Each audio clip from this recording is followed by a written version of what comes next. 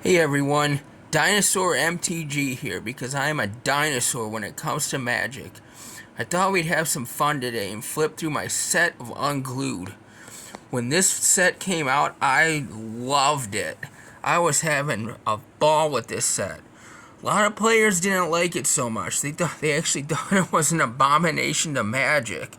I mean, number one, the cards weren't legal. And number two, they were just doing a lot of silly things that just you didn't do in Magic. It's actually a funny story. The owner of the one LGS I go to tells a story about how when this set came out, nobody bought it. And then when Halloween came around, they did like these little treat bags. If you like bought like X number of dollars of stuff, they would give you like this little treat bag of freebies, and they included a pack of Unglued in each of these little treat bags, and people were bringing the unopened packs back to the store. They're like, what is this? What is this abomination touching my actual Magic cards? It's just funny. But I was laughing my ass off on this set. I've only been involved in the game for a couple years at this point. Even I was laughing and getting all the jokes and just having fun with it because it was just a fun game back then, like it was supposed to be. So I just wanted to flip through my binder, just talk about a few of these cards that I like, have some fun. Ashnod's coupon. They have an errata written on the card. And they actually had to make another errata later, specifying distance traveled because people were saying, I'm going to send you down the street to get the drink. Big furry monster. I have both halves. Another funny story involving the same LGS is for a while they only had only one half. And it was like everyone's saying, "Oh, the other half doesn't exist." They're just making fun within a fun set. But then I got the other half. I had the other half with me, so I brought it in. They made a photocopy of it and put it up next to their half, and they're like, "It does exist." The Blacker Lotus, you actually had to tear up as a rare to use it. It's funny, when I got this card, it was listed as damaged. My first thought was like, did somebody tape it back together?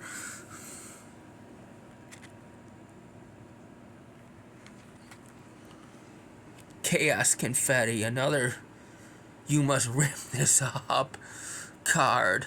If you read the flavor text and you thought that was an urban legend, talking about how somebody actually ripped up their Chaos Orb in a big tournament and just obliterated their opponent's board with it, specifying that the card says it doesn't have to be intact.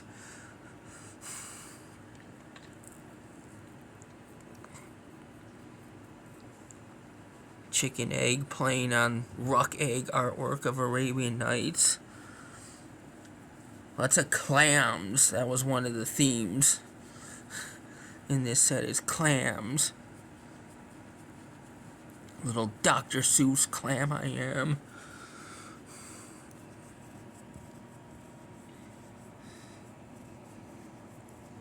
The double cycle that didn't affect during the game and at the beginning of your next game with the same opponent. Then the full art lands, the first time they ever did full art lands in a Magic set. So these are still worth money. As the original full art lands, people still seek these out. Chickens were also a staple to this set.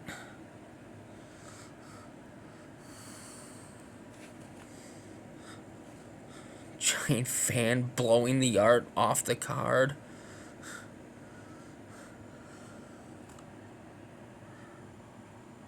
This is also the first time they did tokens as cards, so these are sought after as the original tokens in the game.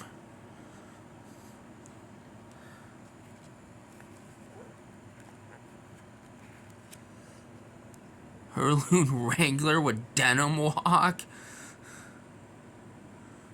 Unblockable if they're wearing denim. If your opponent's wearing denim.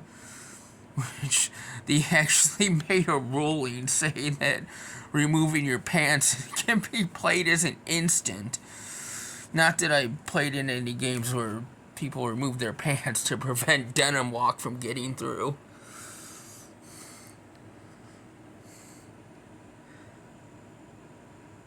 Now, I don't know for sure, but I think if you look at the artist here, this funny name, Claymore J. Flapdoodle, I'm pretty sure that's Phil Foglio as an alias. Just having fun. Because that is true Foglio art right there. Infernal Spawn of Evil, one of my favorite cards. Making fun of the wrong art and put on cards back then. And they actually have Demon scribbled out Beast. Full Art Island. Jack in the Mox. He's got all the Moxes. Jester's Sombrero. This is one of my favorites. With the Taco Bell dog down there.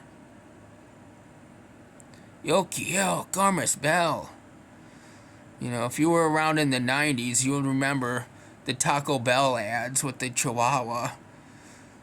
Yo quiero Taco Bell. Well, this is a takeoff of Jester's cap, and he goes after sideboards. And Cormus Bell back then was a card that was a popular sideboard card if you were running black. Look at me, I'm the DCI, another favorite of mine. If you look at the artist, actually Mark Rosewater did this. And as the story goes, he said he bought a brand new box of crayons just for the occasion of doing this art. This is supposed to be making fun of Stasis, the art on Stasis.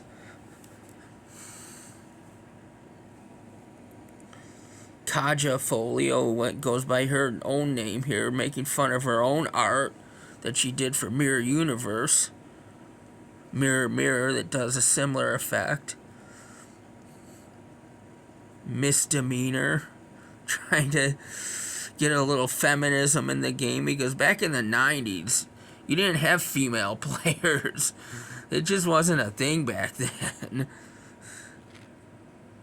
Full Art Land. Paper Tiger, and you'll also see Rock Lobster and Scissors Lizard in here.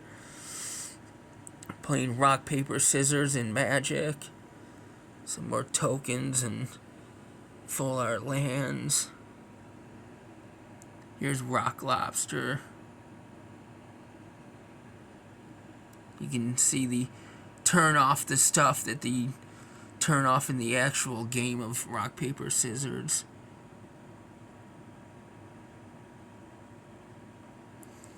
Sex Appeal. Here's another card that plays off the fact that there wasn't female players back then, if only a few. So if you were a female player back then, this was a powerful card. We got Sheep Token, Soldier Token, Spark Fiend, where he actually had to play craps basically to keep it in play. Kind of making fun of the fact that Magic was gambling back then with playing for ante. Spatula of the Ages. I always think of Weird Al when I see this. His movie UHF with this one commercial, Spatula City. Like, I imagine you can find this at Spatula City. At last, Urza's powers are focused through the incredible artifact. Who wants pancakes, he asked. Love this squirrel token. And Squirrel Farm. I just love this artwork. Just so funny artwork in this set. That one squirrel in the foreground with the smile on his face. And the ignorant shall fall to the squirrels. Chip. 254. 254. From, I'm guessing, Chippendale. Strategy Smattegy, spoofing the Wheel of Fortune.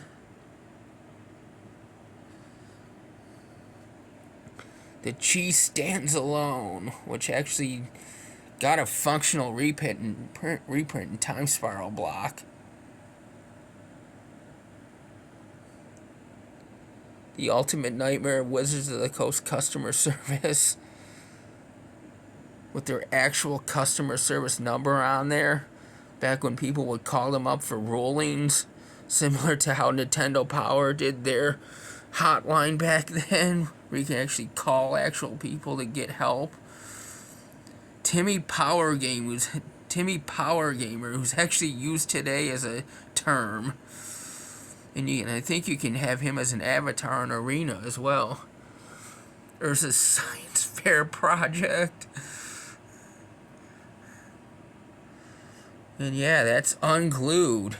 I just wanted to take some time to have some fun looking through Unglued and talking about my experiences with it back in the 90s. Were you playing when Unglued first came out? What did you think? And what did your playgroup think? Let me know in the comments. And if you want some other fun videos, be sure to check out my other videos and, like those and, do all the things with the channel, like, share, subscribe. Until then, keep playing Magic as Richard Garfield intended.